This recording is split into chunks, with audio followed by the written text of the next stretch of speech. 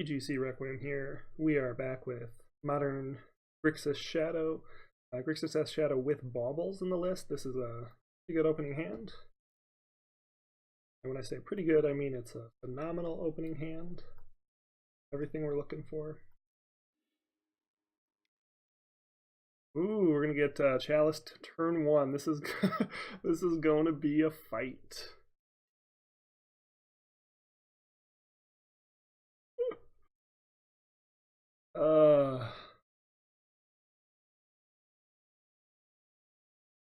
So I actually think I'm just gonna scoop to this. So we pretty much know our opponent is on red-white prison, but considering we don't actually have a main deck answer here, there's really no point in giving them any information. You know, maybe they'll end up thinking we're on Storm.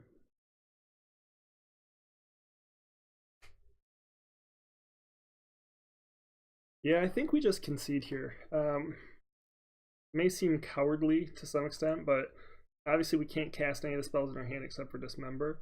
But the problem is we just really don't have any way to play around this Chalice. And by the time that we get to the point where we can, our opponent is almost certainly going to be in a position where they've locked us out with like Ensnaring Bridge or something.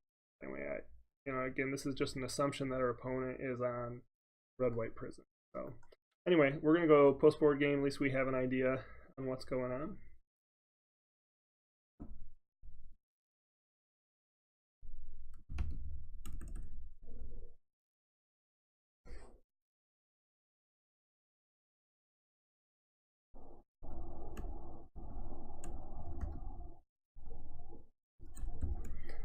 The funny thing is, if we had been on the play there, we would have either thought seized or been holding up Stubborn enough, which could have just locked them out. Now, post board, we're in a lot better shape. We can bring in Rakdos Charm. Rakdos Charm destroys artifacts. Echoing Truth can bounce those artifacts. Bolgan's Command can destroy the artifacts.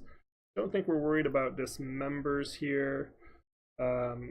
So they're probably going to be a Blood Moon deck as well. We want Liliana's. Possibly we want Liliana the Last Hope as well for the same reason. We're going to bring in Ceremonious Rejection as another way to counter a Chalice. Think about this here now. I think we're just going to pull all of our spot removal. You know, we're playing on the assumption that our opponent's going to try and beat us with Planeswalkers, essentially. So I don't think Liliana the Last Hope's really what we want.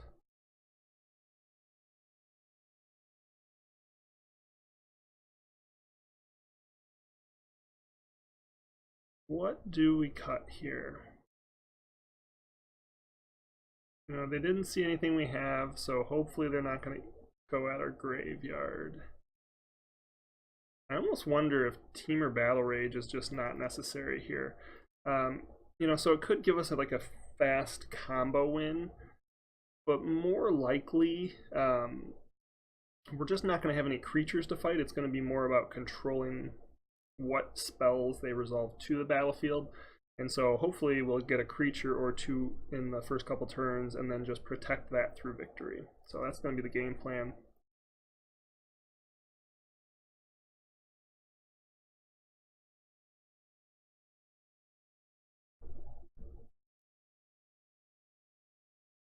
Nothing like the turn 1 concession. What you came to watch, I'm sure.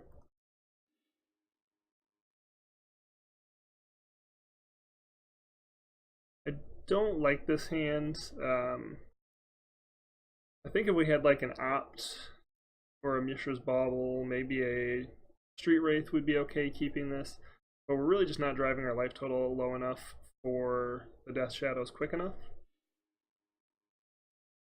I do like this Rakdos Charms. We can allow them to cast Chalice and then just blow it up after the fact. We get a Scry, we can Thought Scour on the end step.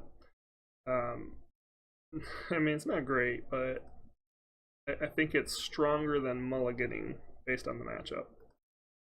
This is like matchup specifically matchup dependent. I certainly wouldn't keep this hand against a lot of other decks. I'm actually gonna lead with Bloodstained Mire, and that way we can fetch for Swamp. No, we'll probably fetch for Watery Grave here, Thought Scour. And then we'll probably do Swamp off Bloodstained Mire next.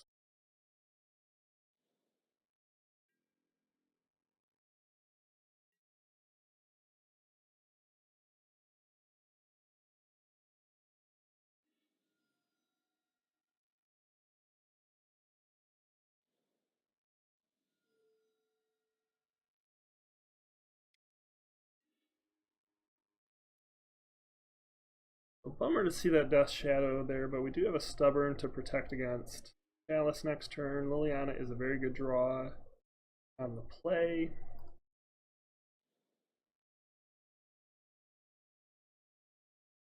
And as it is, I don't know that I would actually play my Stubborn Denial.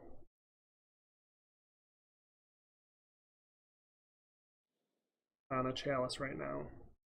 I actually probably would, because if they run out a second one, having the Rakdos Charm would be very good for that. That said, we have Kolaghan's Command and Rakdos Charm in hand already. And so having the ability to blow those up, but Stubborn Denial can protect us from like a Blood Moon or one of their Planeswalkers, I actually think we just let this resolve.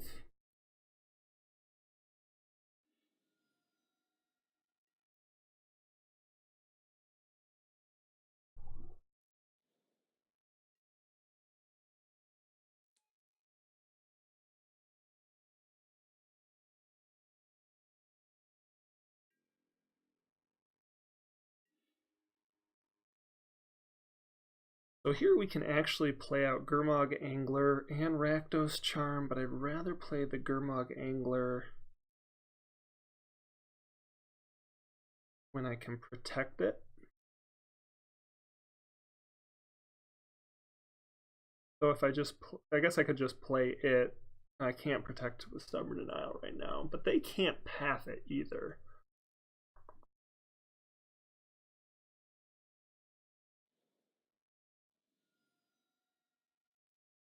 So the question is, do we want to Rakdos Charm so that we can Stubborn Denial? I think we just Lily. Man, there's nothing I want to discard out of this hand right now, though.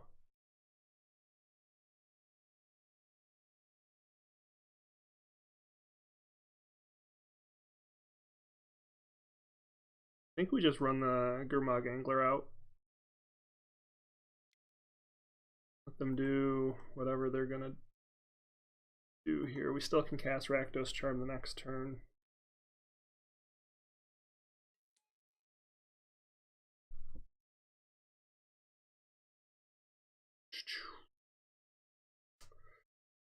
Because the worst, I shouldn't say worst case. One of the worst things that could happen right now is if the opponent plays a Blood Moon, which is quite likely, though that will cut them off of white as well.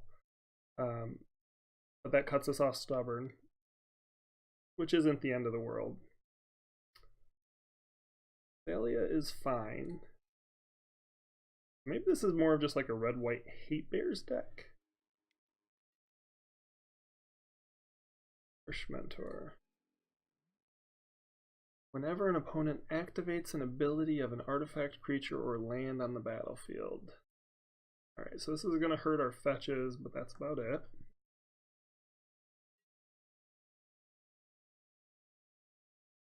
If we draw a land, we can actually Kolaghan Command.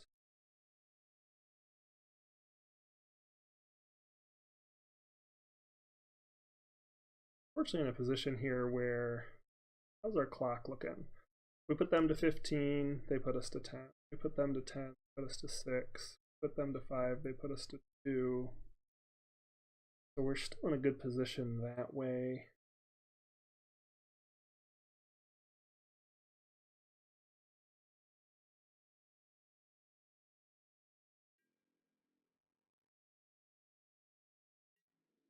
Yeah, so this actually looks more like a red-white Hatebears deck.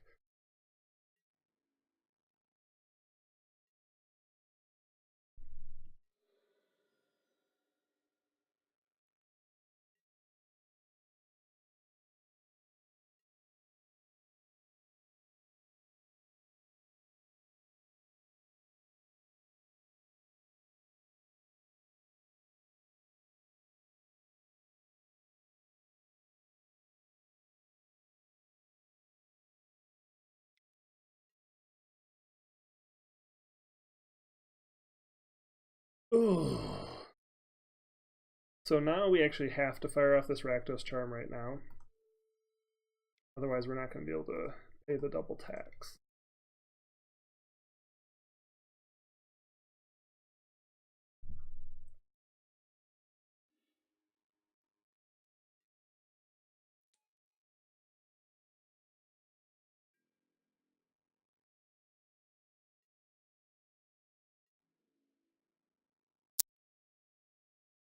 This deck is hateful. It's a real griefer deck. I probably would enjoy playing it. I do so love pressuring the opponent in that manner. Alright, so we can Stubborn Denial now, but it takes all of our mana to do so. So again, now if we attack, we put them to 2, they attack, they put us to 4. So we can't kill them, but this does potentially give us it doesn't. We can't even cast Kolaghan's Command now. Really, we just need to hope that our opponent will chump block here. Otherwise, I think we're pretty much done. I think there's a whole lot more we can do, save drawing creatures.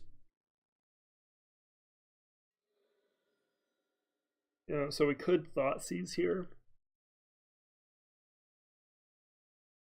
Can't imagine Thoughtseize doing anything to help us win this game. The concern I have here is we put ourselves down to 8. Doesn't really change the clock or the race right now, but they already have what they need on board to beat us. And so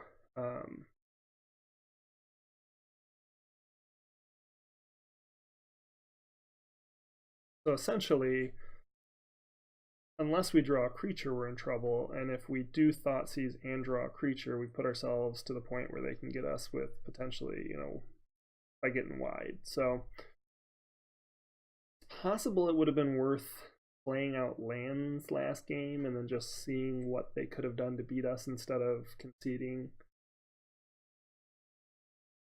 Assuming it was just like a straight red-white prison deck without creatures. Obviously we got punished for that.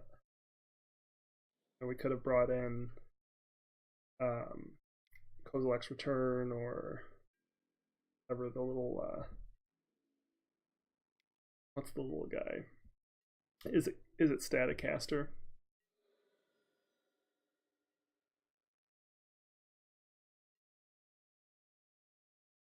So we're basically on a shadow or bust draw here. Plus Snapcaster Mage technically.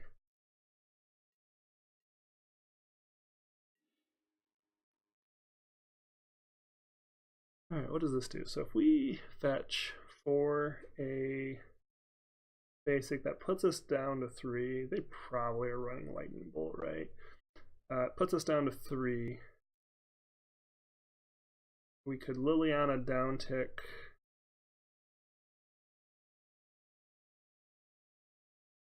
We can't cast Kolaghan's Command or Liliana because of the double tax. And all that, gosh.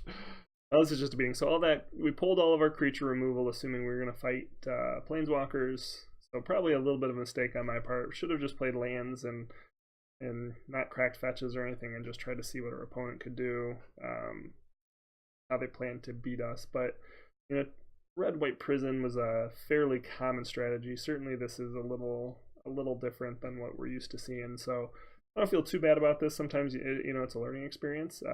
Pretty much just going to concede here because there's no way we can win. But I do kind